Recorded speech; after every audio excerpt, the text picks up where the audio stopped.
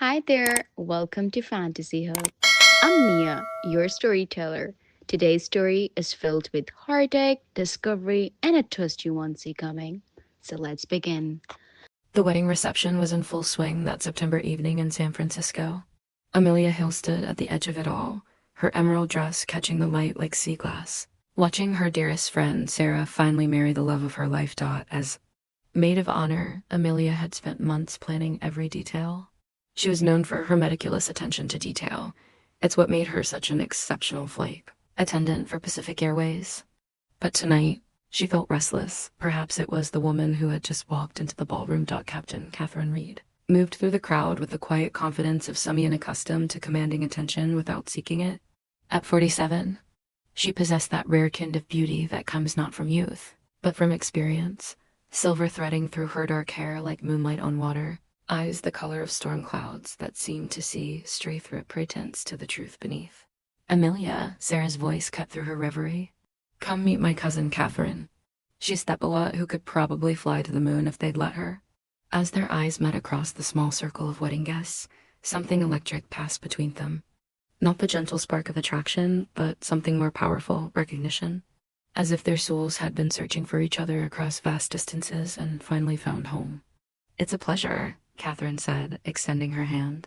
Her voice was honey over gravel, smooth but with depths that hinted at stories untold. Likewise, Amelia replied, reaching out to shake the offered hand. But the champagne flute slipped from her suddenly nerveless fingers. Time slowed. The crystal glass tumbled through the air, catching the light, refracting it into 1,000 tiny rainbows before shattering against the marble floor with a sound like breaking stars. Oh God, I'm so sorry. Amelia dropped to her knees immediately, reaching for the scattered sherds. I don't know what happened. Don't. Catherine's voice was sharp with concern as she knelt beside her. You'll cut yourself. Their hands met over the broken glass. Catherine's fingers were calloused from years of handling aircraft controls, warm and steady as they covered Amelia's smaller ones. For a moment, the room faded away. There was only this, two women kneeling on a marble floor, hands intertwined over shattered crystal. Both knowing that something irreversible had just begun, the rest of the evening passed in a blur of stolen glances and carefully casual conversations.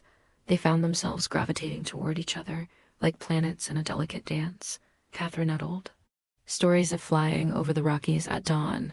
Amelia shared tales from 30,000 feet. The businessman who proposed over the intercom. The elderly couple celebrating their 60th anniversary with first-class tickets. I should go, Catherine said finally, glancing at her watch. Early flight tomorrow. Of course. Amelia tried to keep the disappointment from her voice. It was lovely meeting you. Catherine hesitated at the edge of goodbye, her storm gray. Eyes searching Amelia's face. Willie, do you ever fly the Seattle route? Sometimes, though not as often as I'd like. Safe travels, Amelia said softly. You too, Catherine replied, and walked away without looking back. 5 months later, Amelia stood in the crew briefing room at San Francisco International Airport, adjusting her uniform and mentally preparing for the red-eye flight to Seattle. Attention crew, came the announcement.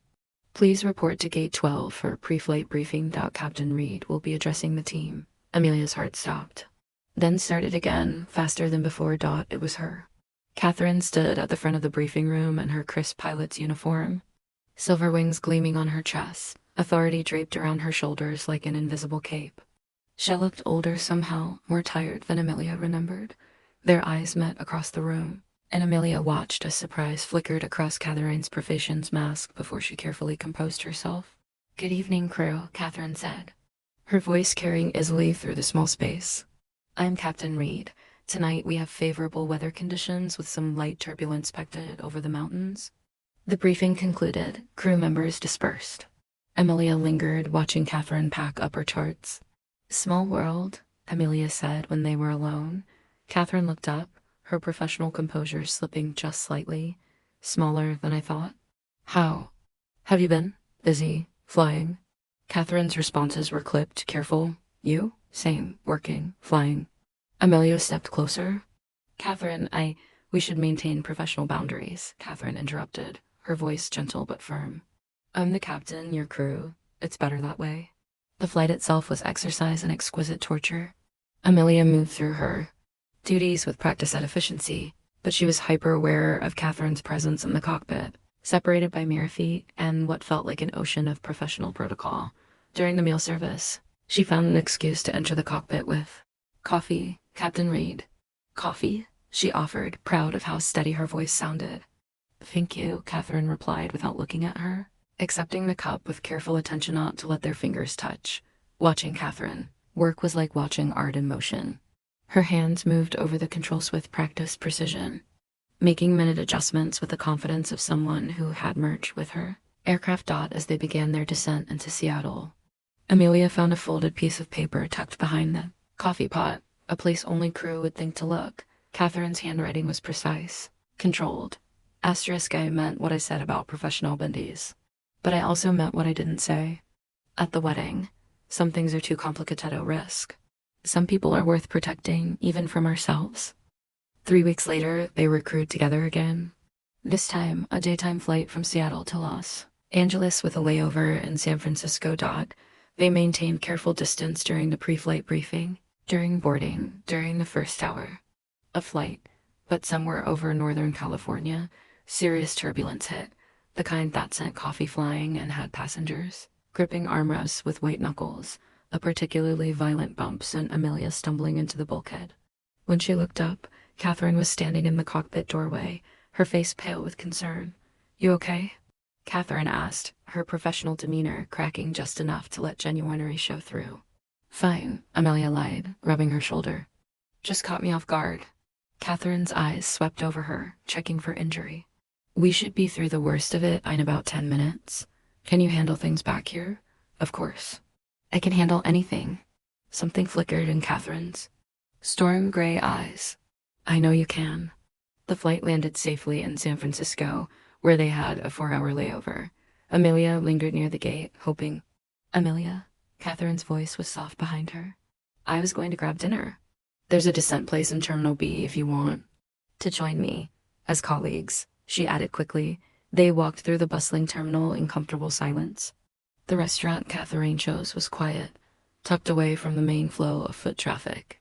"I wanted to apologize," Catherine said once they'd ordered, "for being so distant. It's not personal." "Isn't it? Because it feels personal." Catherine was quiet for a long moment. "My last relationship ended badly," she said finally, "with someone I worked with. A co-pilot, 15 years younger.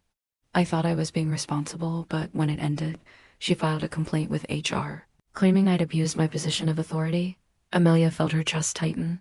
"Had you?" "No, but I couldn't prove it. I nearly lost my license. Spent 6 months grounded while they investigated." "I'm not her," Amelia said quietly. "I know. That's what makes this so dangerous." "This?" Catherine looked at her then, really looked at her. "The way I feel when I look at you.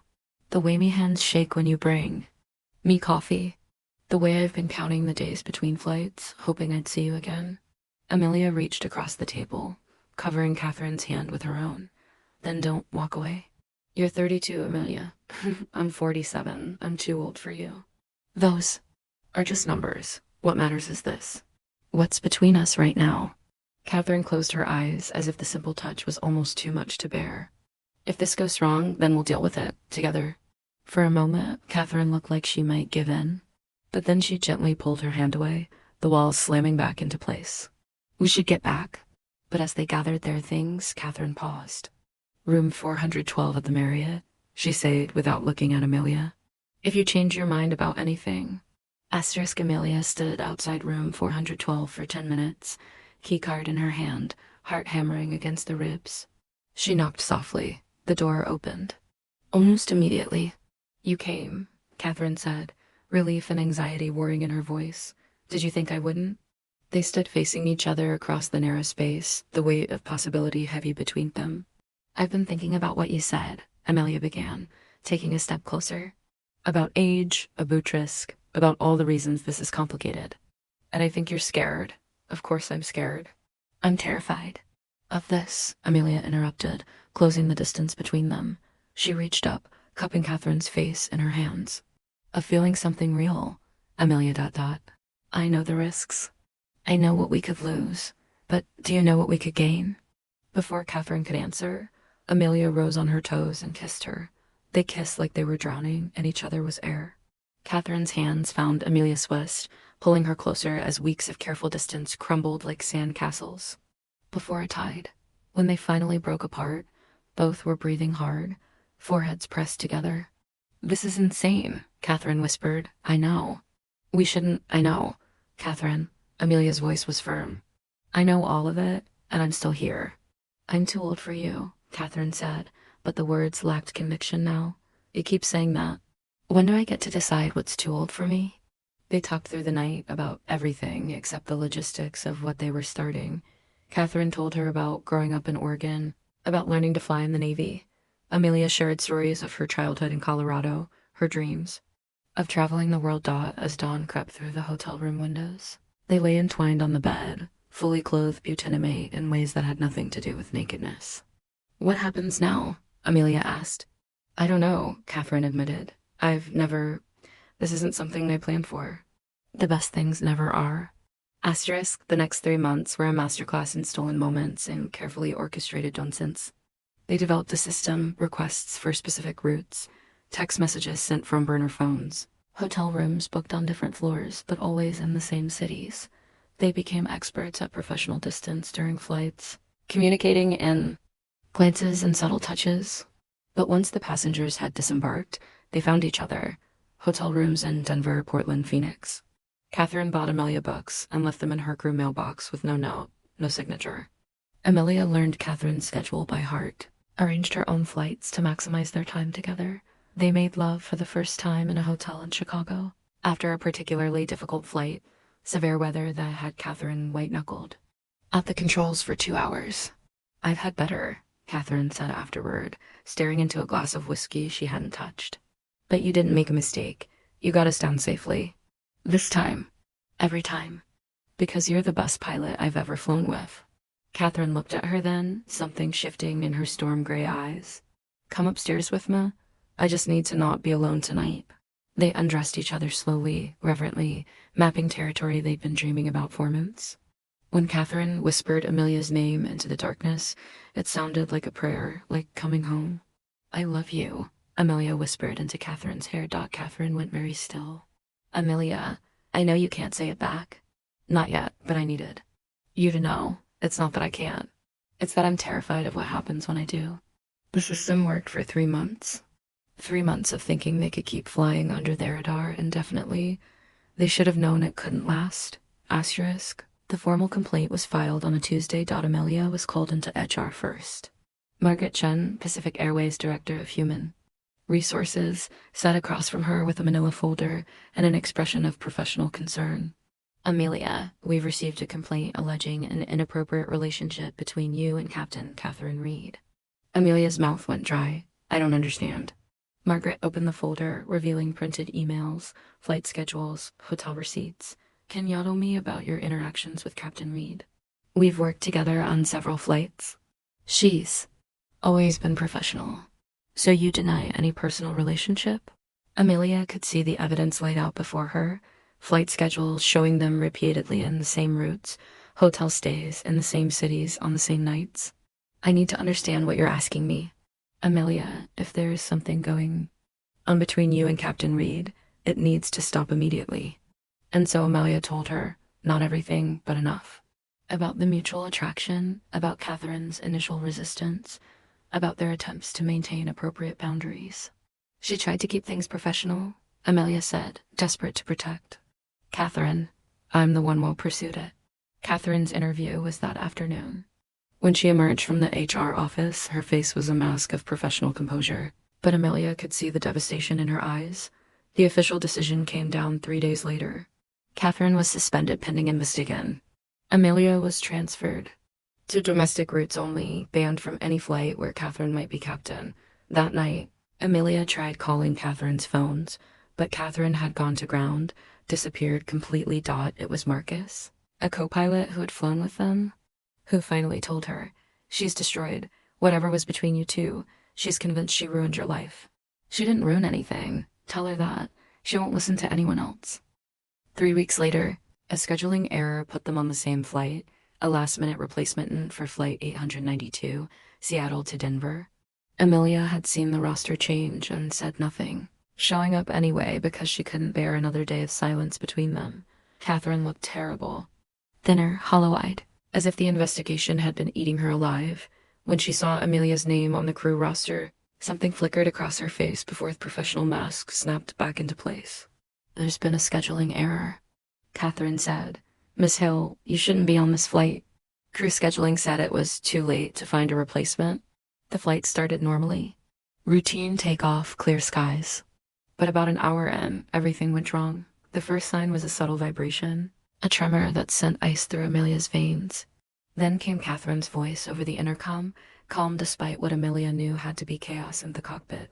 "Attendants, please prepare for emergency descent. We're experiencing a mechanical issue and will be diverting to Salt Lake City." Through the cockpit door, she could see Catherine hunched over the controls, her shoulders rigid with concentration. They were in serious trouble. "Ladies and gentlemen, this is Captain Reed." Catherine's voice came again, steady as bedrock. "We're experiencing an issue with our left engine and will be making an unscheduled landing as a precautionary measure." Through the window, Amelia could see smoke trailing from the wing. This was the kind of emergency that ended careers or lives. Depending on the skill of the pilot at the controls, Amelia found herself drawn to the cockpit door, watching Catherine work. Even in crisis, she was magnificent, every movement precise and purposeful. "Amelia," Catherine called. "I need you to prepare the cabin for possible emergency landing procedures." "Already done, Captain." Catherine's shoulders relaxed fractionally at the quiet competence in Amelia's voice.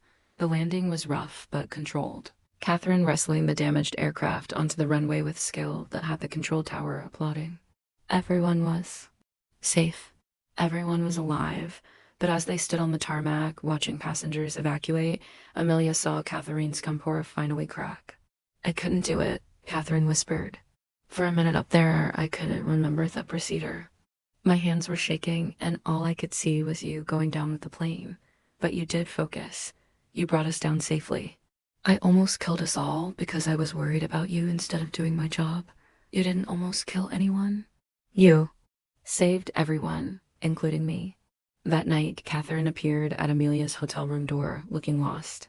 "I can't sleep." Amelia let her in. Catherine walked to the window, staring out at the airport lights. "The investigators want to see me again tomorrow. About today, about the other thing. I'm going to resign." "What? From Pacific Airways?" "From flying altogether. This investigation, the relationship, the way I froze up there, it's over." "You didn't freeze. You saved everyone." "I compromised flight safety because I was thinking about my girlfriend instead of my job." The word girlfriend hung between them like a gift Amelia was afraid to accept. "Is that what I am? Your girlfriend?" Catherine's composure shattered completely.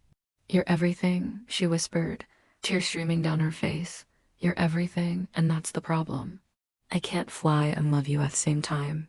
Amelia closed the distance between them, taking Catherine's face in her hands. "Then choose me, choose us.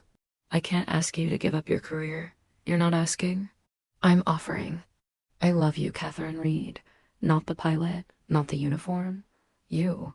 If I quit flying, then we'll figure out what comes next. Together." "I love you too," Catherine whispered, the words she'd been afraid to say finally breaking free. "I love you so much it terrifies me." "Good," Amelia said and kissed her. "Terrifying love is the only kind worth having." Asterisk, instead of resigning, Catherine made a different choice. She walked into HR the next morning and told them everything. "I won't apologize for caring about someone," she told Margaret Chen. "But I will acknowledge that our relationship violated company policy and I take full responsibility." The investigation took another 2 months. They spent the time learning how to be together openly for the first time, no longer hiding behind burner phones and separate hotel reservations. Catherine rented a small apartment near the airport, and Amelia spent her layovers there, cooking meals Catherine had never learned to make, reading books aloud in the evening light. The official decision was remarkably lenient. Catherine was suspended for 6 months without pay and required to complete sensitivity training. Amelia received a formal reprimand and was transferred to a different fleet. "I can live with 6 months," Catherine told Amelia that evening. "I can. Live with training courses and starting over. But I can't live without you." 3 months later, Catherine returned as a training captain. Amelia transferred to International Divisions. They bought a house together that summer, a small craftsman bungalow with a view off the mountains and a garden where Amelia planted herbs. 2 years later, they found themselves back where it all began, 35,000 feet above. Country, Catherine at the controls, Amelia working the cabin. This time was different. This was a charter flight, just the two of them and a handful of close friends, flying to San Francisco for Sarah's anniversary celebration. "How does it feel?" Amelia asked, settling into the cockpit jump seat, being back up her at each other. "Like coming home," Catherine said. "Like everything we went through was worth it for this moment." "I have something for you," Catherine said as they began their descent. She reached into her flight bag and pulled out a small navy blue velvet box. Amelia's heart stopped. "I know this isn't the most romantic setting," Catherine said, "but this is where we found each other. This is where we learned to fly together." She opened the box, revealing a ring that caught the light, a simple platinum band with diamond that sparkled like captured starlight. "Amelia Hill, will you marry me? Will you trust me to navigate whatever turbulence life throws at us? Will you let me love you at every altitude, for as long as we both shall live?" "Yes," Amelia whispered, then louder, "Yes, of course, yes." As they kissed above the clouds, the radio crackled. "Pacific Charter 427, you are cleared Toland. Welcome to San Francisco." The landing was perfect. As they taxied toward the terminal, Catherine took Amelia's hand. "Then you ring, catching the light between their intertwined fingers." "So," Catherine said, "where do you want to go for our honeymoon?" Amelia laughed. "Anywhere, everywhere, as long as we're flying together."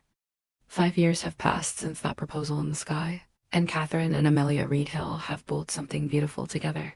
Catherine heads the flight training program at Pacific Airways, mentoring young pilots. Amelia leads the international cabin crew division, traveling the world she had always dreamed of seeing. They live in that craftsman house with mountain views, where Amelia's herb garden has ground spectacle and Catherine has learned to cook more than coffee and toast. On clear evenings, they sit on their back porch and watch planes trace silver lines across the sunset sky, remembering when they were the ones up there, navigating by instruments and instinct and the unwavering certainty that they belong together. They're planning their next adventure now, positions with an international cargo airline that will take them to routes across Asia and Africa, places they've only seen from altitude. "Are you ready for that?" Catherine asked last week as they studied route maps. "Living out off suitcases again, different time zones every few days." Amelia smiled, the same radiant expression she'd worn that night she showed up at Catherine's shuttle room door. "I'm ready for anything as long as we're flying together." And so they are, still learning to navigate by love and trust and the kind of faith that lets you believe the ground will be there when you need it. Still proving that sometimes the universe conspires to bring two souls together. In the most unlikely places, some people say you can't build a life on turbulence, that love needs solid ground to flourish. But Catherine and Amelia know better. They know that the best love, like the best flying, happens in the spaces between earth and sky, when you trust someone else completely with your safety, your heart, your dreams. The old man's voice fades to a whisper, "So tell me again, child, do you believe in fate?" Because if you do, if you believe that hearts shave their own navigation systems and souls can recognize each other across every wall, we're able to protect ourselves, ... then you understand that this isn't just a story about two women who found each other in the sky. This is a story about faith, about the courage it takes to trust someone else with your life, your dreams, your carefully guarded heart, about the way love can transform duty into devotion, fear into freedom, the space between, strangers into home. Sometimes, if you're brave enough to let love be your compass, sometimes that's exactly what happens.